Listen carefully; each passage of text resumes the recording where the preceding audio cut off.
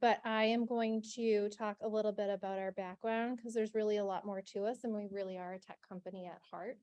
And then I'm going to turn it over to Erin. So I'm going to try and breeze through all the content so that we can have some really good conversation about what it's like to work as a new grad in an analyst role at Wayfair. So, okay.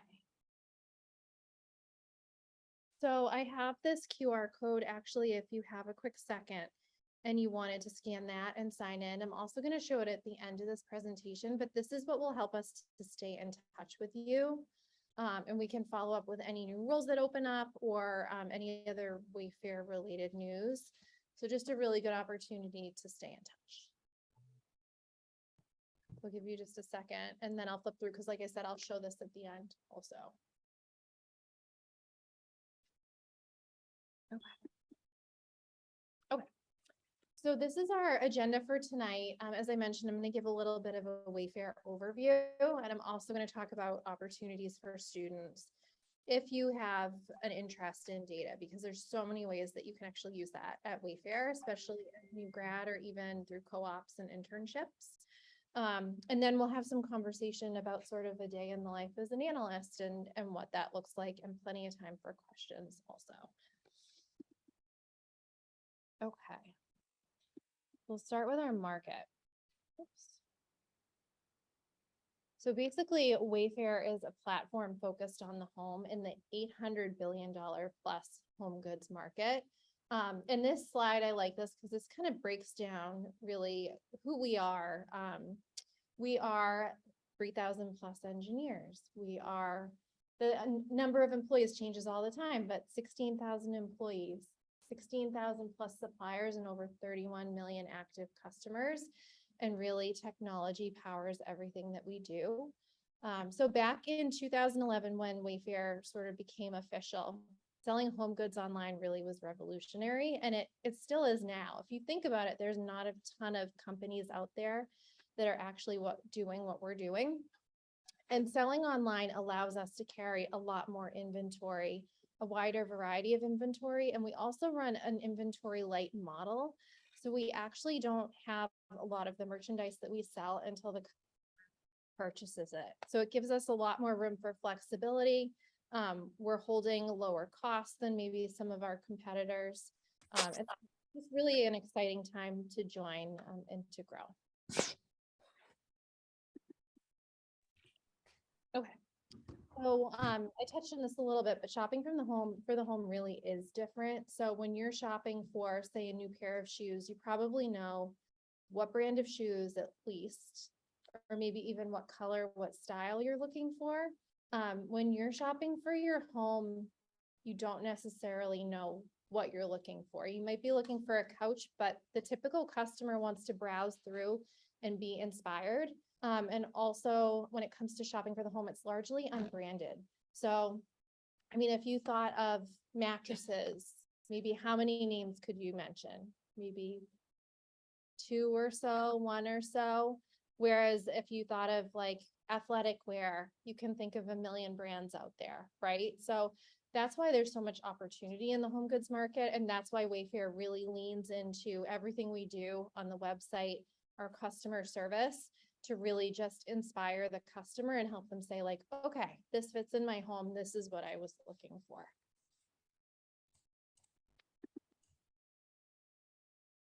And so I touched on like just the sheer size of the market at the very beginning, but back in 2021, or in 2020, sorry, we had $14 billion share of the home goods market. And you can see what a small circle that is on this chart here, and how much space we have and how much opportunity we have to grow. By 2030, the market's expected to be over $1 trillion. So we have all of that space to grow, which is really, really exciting. Just a little bit about who we are. So I know we're hybrid. We have some people from their rooms, the library, and also in this space, but how many of you had heard of Wayfair before today? Okay, most of you. Yeah, so Wayfair obviously is our marquee brand, right? That's the brand that's really widely marketed and really meant to be marketed, you know, to the be for the mass market consumer. So really any price point, kind of carry a little bit of everything. And so within that sort of umbrella brand of Wayfair, we have these specialty retail brands. We have All Modern, Birch Lane, Jocelyn Main, and Paragold. And actually super exciting this year, we opened our first 2 physical retail stores. We opened an All Modern and I believe also a Paragold. So each of these specialty retail brands represents a different aesthetic and a different price point. And so we sort of are doubling down here in terms of like being able to reach pretty much every aesthetic, every style that's out there.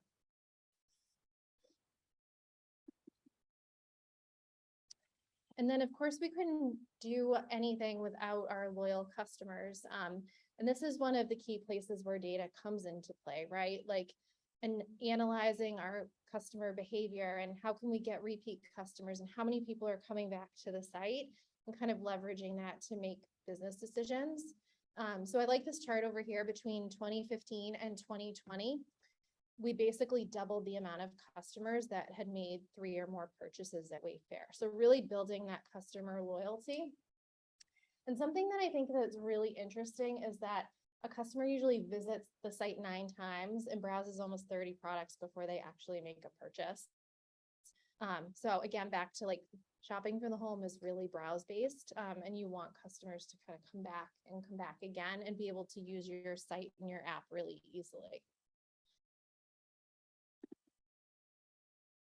So I did add some slides in about how we kind of use data to drive our customer base and to make our experience a little bit more personalized.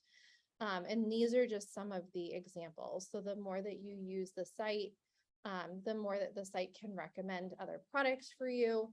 It understands your history. It can recommend complementary items to maybe what you're purchasing. So really, really interesting how it all works and just can personalize it and sort of like entice you into buying additional products.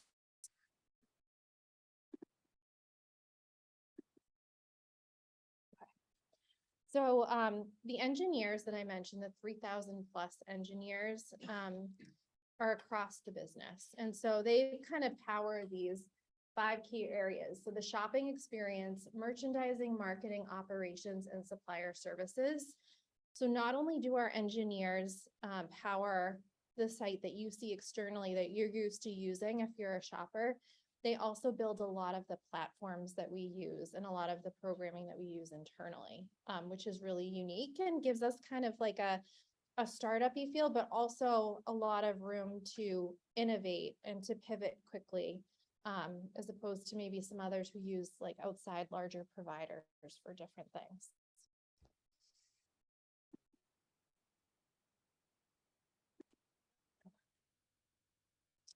And these are just some of our recognition over the years for being a top tech company, because we really are able to drive that innovation because of the amount of engineers that we have on site and kind of the ability that we have to be ahead of the game. So thought I would highlight some of these.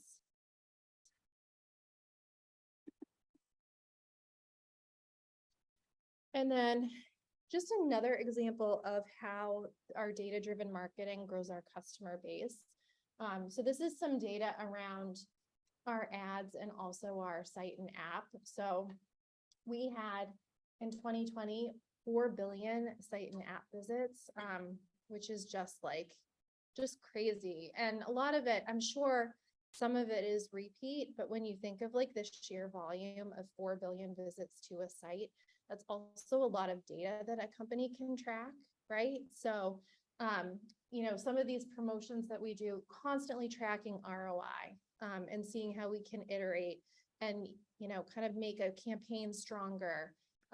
We have close collaboration with advertising partners to unlock new ad units. So a lot of partnerships with external providers. And then, you know, our 200 plus quantitative marketers, engineers, and data scientists really lean into the site and kind of capitalizing on all this data.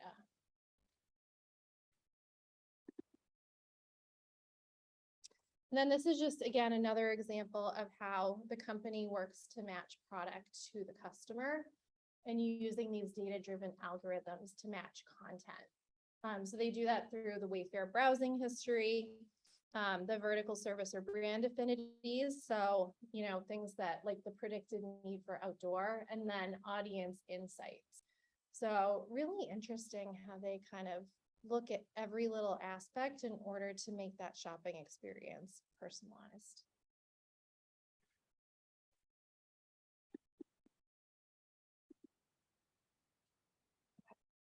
And this is just a neat little slide on sort of like tracking the ROI of campaigns. So you can see in the beginning here, you have a catalog, basically of bedroom merchandise. So bedding, beds, additional furniture you might put in your bedroom. And you can see in the middle, this is a mattress campaign. And the ROI on this particular campaign was not very strong, but when they added complementary items and colors and were able to track the difference, the one at the end had much greater ROI and performed much better with our customers. So the teams are constantly looking at how are things performing and trying to adjust wherever they can. Okay, so we'll transition a little bit. I'll give a quick overview of opportunities and data at Wayfair, and then I will turn it over to Erin. But we'll also have time at the end. If anyone has questions, I'm happy to answer them about our current opportunities and things like that. Okay, so these are just some of the teams that we hire for within the campus team. So you can see we have data engineering, advanced analytics and insights, B2C sales, project management, product design, and then marketing. So each of the teams varies a little bit in their scope. Some of them support a lot of different teams and like larger projects, whereas others are more specialized. And I think you work in the marketing space, right? So marketing, for example, really focuses on advertising and kind of showcasing our products on the platform. So, and each of these are pulled from our current campus job description. So everything that we have is live on our site. The only thing that I didn't include in this particular slide were our business analyst roles. So these are the areas that we hire for that are more analytical, more technical. We also have a business analyst role with the opportunity to go into a pricing team, operations, people analytics, and then marketing. So it's a marketing analyst role, but not technical. So, okay, great. And then these are the roles that are currently on our site. I did put an asterisk next to any that are eligible for graduate students. So some of our internships and co-ops are, we even have some roles for PhDs.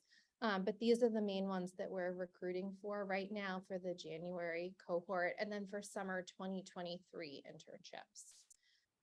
So for the summer internships, it's a 10-week program. It runs from June through August. And then for the January cohort for the co-op, it would run through June. So that's a 6-month opportunity. And we see lots and lots of Northeastern students at Wayfair, and we would love to have more. Awesome. So we'll wait for questions until the end, but I'm going to turn it over to our guest speaker. And I can kind of stay here and flip around too if it's helpful for you. Just want to make sure they can hear me on there. Yeah.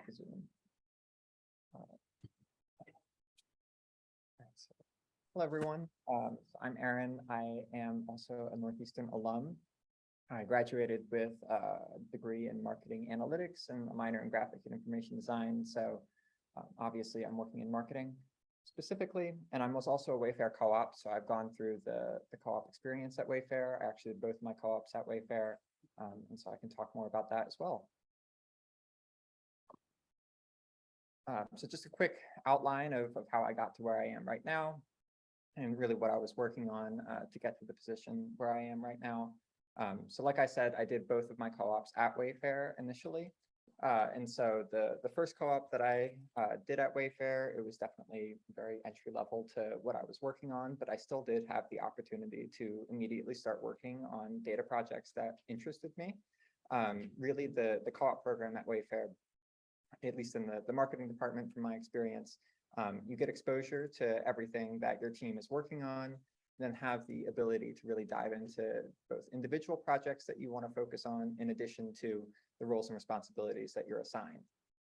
So what I did in my first time as a co-op, I actually created a program to look at our dynamic product ads, which is basically if you're ever scrolling through Facebook or Instagram, for example, and you just browsed on site and that product just immediately starts showing up in your feed. Those are our DPA ads. Those are the ones that just target you based off of your browsing history.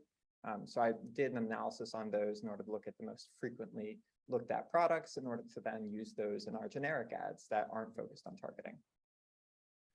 In addition to the co-op, I also was able to transition my role into part-time in between. So I was taking classes and doing part-time at Wayfair. At that time, my team was transitioning and going through a lot of changes, which is quite frequent at Wayfair as well. I'm always adapting to stay as current as possible and as agile as possible. So in that time, I was able to focus on building out new processes for my team, as well as identifying future data projects, because at that point, I already knew I was going to be returning for my second co-op there, which meant that in my second co-op, I was able to hit the ground running and basically focus solely on the data projects that I wanted to be working on. And so what I ended up doing was, because I was working on marketing creative strategy, which is a team that worked with a bunch of different marketing channels, I was able to work on a system to consolidate our internal testing and learning agendas. So essentially all of the independent tests, like what was shown in the example with that mailer earlier, I was taking the learnings from all of those, consolidating it, and then sharing it out with the appropriate teams so that people could leverage the learnings of others. And so finally, I ended up graduating and returned to Wayfair. I returned as a full-time employee on the emerging platforms team. And so on the emerging platforms team, we're looking at new marketing opportunities for Wayfair.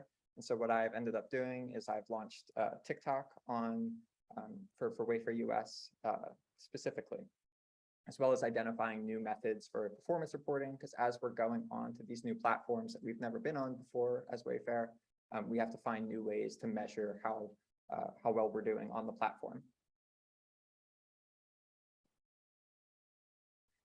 So to continue diving in on my current role right now, I'm just going to go through really briefly what the day in the life, I guess, is what I currently work on. The morning, when I usually come into work, what I end up doing is checking on the performance of the campaigns that I have live. At any given moment, I have between 4 and 5 different campaigns live, each of them having their own objectives and goals towards spending, each with their own assigned creative. So I have to go in and check in on them, see how they're performing. Monday is usually the time that I spend the most on this, just because the weekend happened, several days worth of data that I have to review. And I make adjustments in the morning as well. So anything that I see, if something is underperforming or overperforming, I can lean into that or pull back in order to really optimize how the campaigns are running at that given moment. I also spend the mornings to just prepare for any of the meetings I have. I do work cross-functionally with a lot of our different teams at Wayfair, as well as external partners. So I do have to end up preparing for a lot of those in the morning. Through the middle of the day, I end up meeting with all of those teams. So we have our external vendors. So I meet with the people that are actually responsible for the platforms that I'm working with. So we have TikTok reps that I meet with and discuss upcoming products, as well as new ways to work on measurement. And I also meet with our internal measurement partners. So Wayfair has a huge team really dedicated to just focusing on the data science aspect of how are we tracking this performance, all of this data that we're ingesting from the visits, as well as all of the data we're ingesting from the ads manager side of all of these platforms that we're on. How are we able to then start correlating any of that data to measure performance for us? So I'm meeting with those measurement partners that we have quite frequently, really, as that in between, while they're running their more advanced algorithms and learning models in order to understand performance, I can then use those tools in my day-to-day. And that's what the next point is. I end up actually looking at those updates from the learning models and algorithms that they're using in order to expand upon all of the testing and growth of the platforms that I'm focusing on. I'm also looking to continuously be developing new testing methodologies for new tests that I want to be executing. there's a bunch of different variables that I could be changing in the marketing funnel, whether it be the creative that I'm uploading, whether it be the targeting of who I'm sending these ads to, or really just the optimization event as well for how are these campaigns continuously optimizing themselves, which event is going to be the best for us to be using in each scenario. And all of those have multiple answers and solutions, and I have yet to find a channel that we have exhausted testing capabilities on.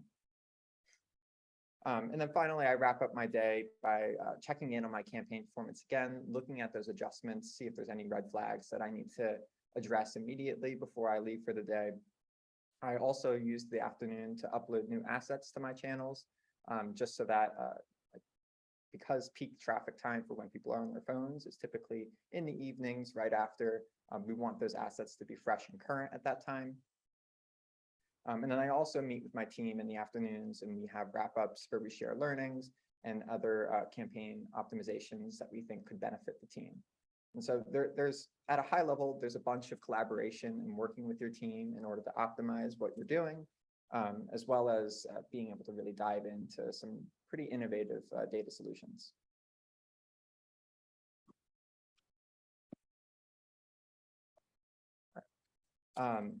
And now just to do a deeper dive into what some of these initiatives are that I'm working on, really it goes into two different buckets. The first bucket is on just general performance and optimizations for the channel. So currently I'm running TikTok and Instagram boosted reels. So those are the aspects of my job that I have to pay attention to for individual channel performance. So what I'm doing in that is I'm designing and executing those tests. Like I said, I'm looking at those campaign objectives that we have, seeing what different variables I can change, and then executing tests, running power analyses on those tests to ensure that I'm collecting the correct amount of data so that we can reach statistical significance on everything that we're doing. I'm also managing all the cost and performance reporting for the channel. This is some of the more mundane tasks that I have to be doing just to keep the channel alive. Basically, I'm responsible for the operations of the channel, so I have to ensure that everything continues to run smoothly. And I'm also directly managing all of the channel activity. So for TikTok specifically, if you end up commenting on any of those videos, I have to approve that. I will see that. That is something that we do in these emerging platforms that we have, just to keep a close eye on everything and make sure that the person's running it has a good understanding of everything that's happening on the platform. Some of our larger platforms that we've had more established, like Facebook or Google, we have larger teams dedicated to running the whole operation there. So my role is very specifically oriented towards standing up these brand new teams that don't have anyone else working on them really. And then the other aspect of my job is the exploration of new upper funnel measurement solutions. So this upper funnel, what that is this is the actions that you can take on your phone by just watching a video, liking it, or commenting. Those actions, we're trying to measure what that performance, what that impact looks like to our bottom line, what performance we can relate that back to.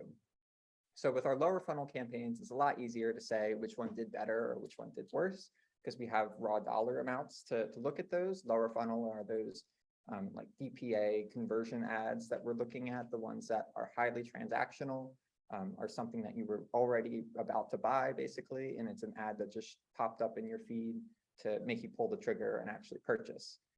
The assets that I'm trying, Wayfair basically.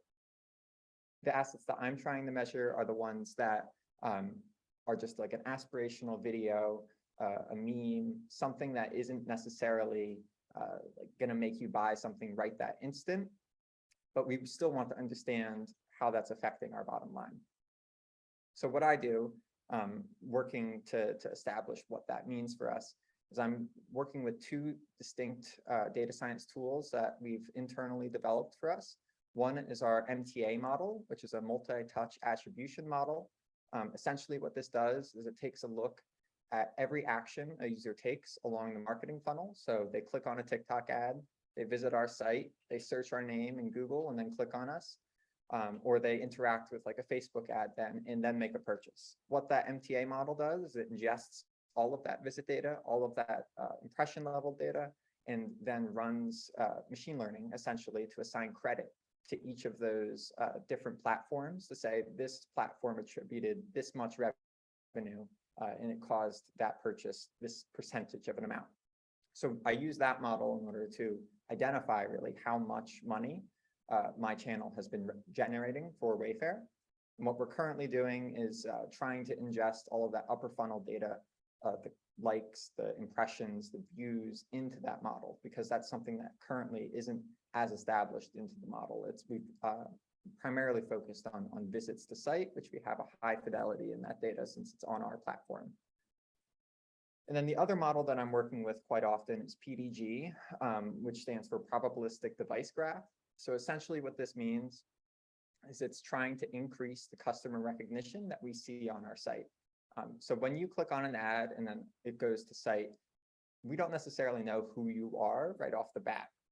What PDG tries to do is it uses probabilistic device modeling to look at the device GUID, which is logged on every session file that we have coming to site, and that is directly associated to either like the model of your phone that you have or the model of your computer. And we use that specific GUID in order to match who we think you are to a customer CUID.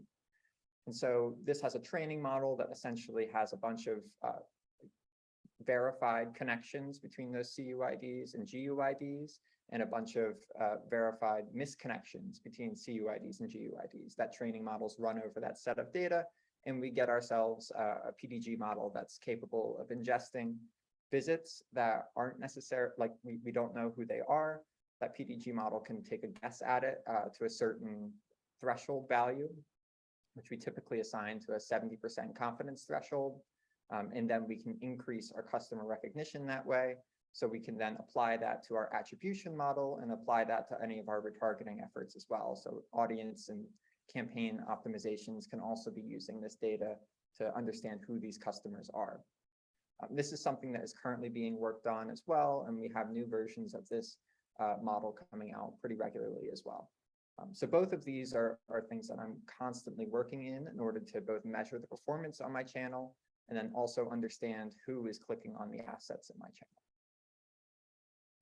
In addition to all of that, I'm working to complete a lift analysis on TikTok specifically, which is essentially the gold standard for measuring performance.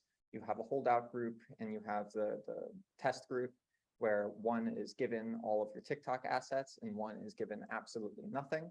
So we can measure the lift in performance to see how much more money that one group spends than the other group. This is something that's quite difficult to execute on, especially in this post-privacy world where I'm not sure if everyone's particularly aware, but with iOS's new updates that basically make it so that we as marketers don't have access to as much as your data as we did previously. We can't create those audience segments as we originally were able to do like 3-4 years ago.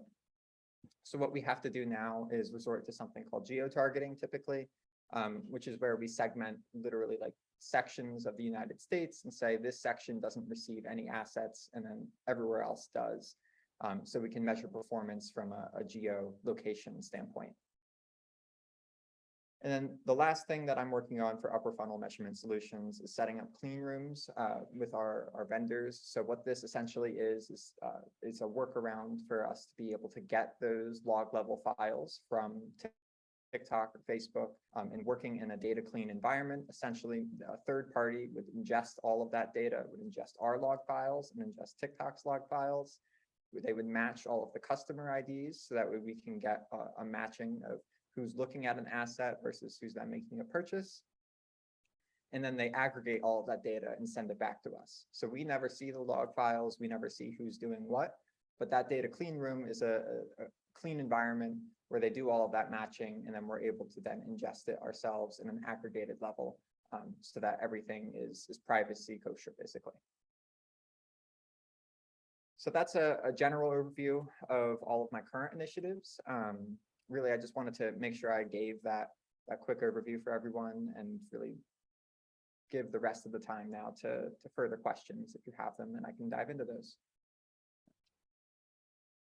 I'll just leave the QR code up there in case you missed it as well from the beginning. Yeah, and thank you for that. I learned a lot. It was really interesting. So Does anyone have questions? Anyone here in the room?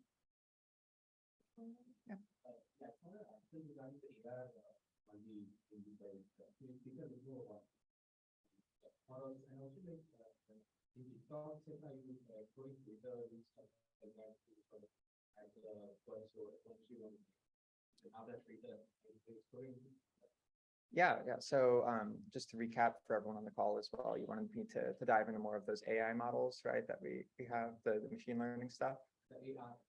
The AR, okay. Yeah, it's the AR stuff that we're using on TikTok or on other channels, as well as if we're using any of those filters on TikTok currently. So we have used AR in the past. We've run ad campaigns with AR through Snapchat previously, where we had products uploaded from our product feed, which was our giant catalog of over 1 million SKUs, and those products were available on there. In addition to that, we've been focusing pretty heavily on AR in our internal app. So the app that we have has the ability for you to take a 3D model from most of our product catalog. We have 3D modelers that are working on our product catalog to get most of our products uploaded into that database. And the app allows you to then drop those products into whatever living space you're looking at. In particular for TikTok, we haven't initially gone down that route yet. We've seen not a lot of success in AR for marketing purposes yet. It's mainly just been with that in-app experience for the Wayfair app. We just have had trouble turning that into success on the marketing side, given all of the engineering work that has to go into matching our 3D product catalog to TikTok's servers. And then stress testing all of that to make sure that almost all of the assets work. It's just a lot of upfront cost currently. That doesn't mean necessarily that we won't do it in the future. That capability, I think, just needs to be expanded upon some more for us to really warrant diving into it. Yeah.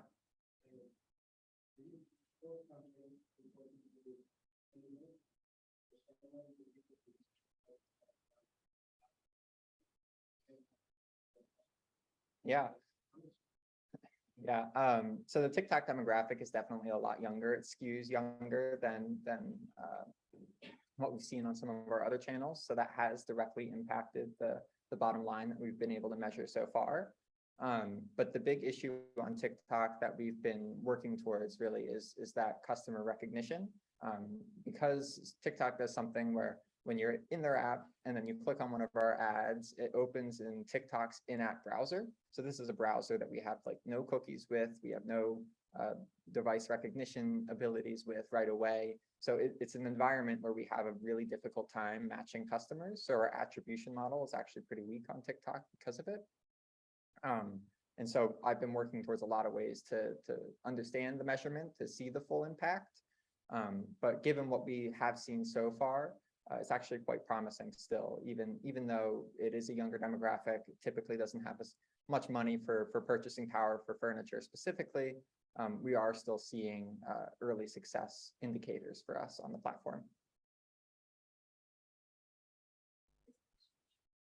Chat. Okay. What skills, traits, do you think? Okay. Yeah, in terms of what I think helped, what skills I had that helped get my co-op at Wayfair as an undergrad. Yeah, I had several data projects that I worked on independently that I think definitely helped the ability to show that I had initiative outside of just the courses and coursework that I was working on for data projects specifically, or any other entrepreneurial venture. I think Wayfair really likes to see those things, and I think it definitely helped translate over to the co-op roles and responsibilities that I had. So yeah, just working on things like that. And when I was at Northeastern, I was actually part of the data club as well, and so I got exposure to a lot of those things at the data club. Welcome full circle. Yeah. Yes.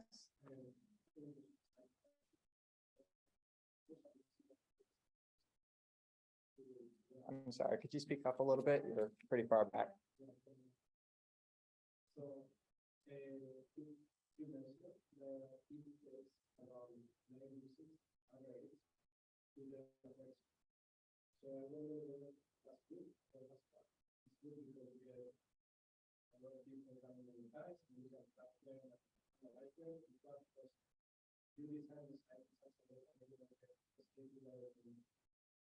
Yeah, no, that's a great question. The question was, on average, we have those 9 visits and ordered for a purchase to occur. And the question was whether or not that's good or bad, essentially. Is that number fair? Given what we see on our current channels, I'd say 9 is a pretty good number. It's pretty small in comparison to what you could see on our emerging platforms or on some other marketers and what they're focusing on. Specifically for I think our social media efforts in advertising, that number could be lower, closer maybe to 5 or 6. Just the reason being, we have those retargeting ads that are focused on what you've been looking on site, and then we're immediately marketing those to you.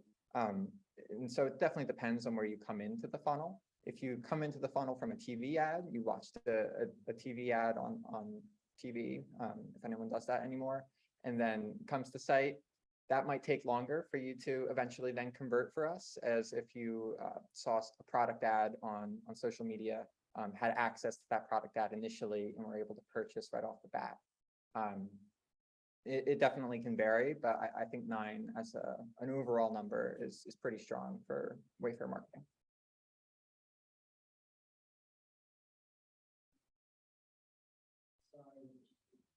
Yeah. So we don't do any billboard marketing. The most vague, I guess, for recognition marketing that we use is TV. And the way that we end up actually tracking our TV ads and how much like visit traffic they end up giving us is quite cool, I think, at least. So each TV ad and TV spot that we have is tracked internally by our team. And given the time frame that TV ad is running, we look at overall site activity to see if there's an increase, essentially. And we have a bunch of models that then compare that site activity to the demographics of where that ad was shown and what channel it was shown to, in order to then put together its attribution estimate of how much that TV ad has driven for us.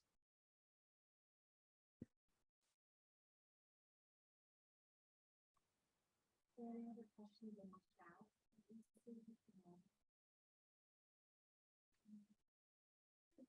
Yeah. So I feel like at Northeastern at least, there are like certain people who have like an idea of like, oh, I want 2 different companies, like 2 different fields and co-ops. In order to go back to like the same company as your first one, you have to like really like it. So I was wondering like what made you really like that. Yeah, I think actually the big thing that I really liked about Wayfair was just the amount of change that's occurring at the company. I don't think my roles and responsibilities, even in the position I have right now, stayed the same for more than like 7 months.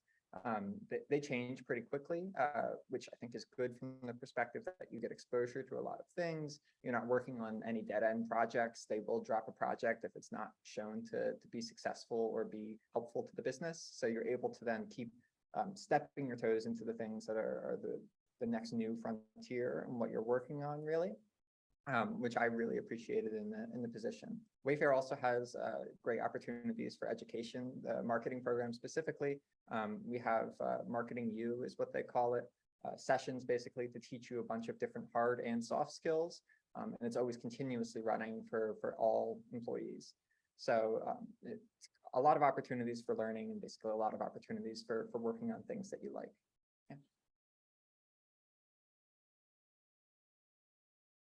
And I would echo that. I didn't do a co-op at Wayfair, but I would echo that, like, if you're interested in something, just be really vocal about it, because with the change that happens so constantly, if there's a new opportunity, you want people to think of you for that opportunity.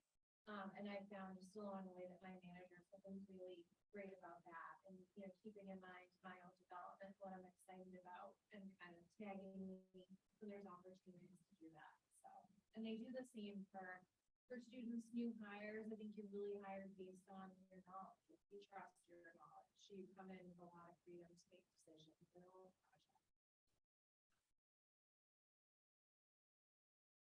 Any other questions?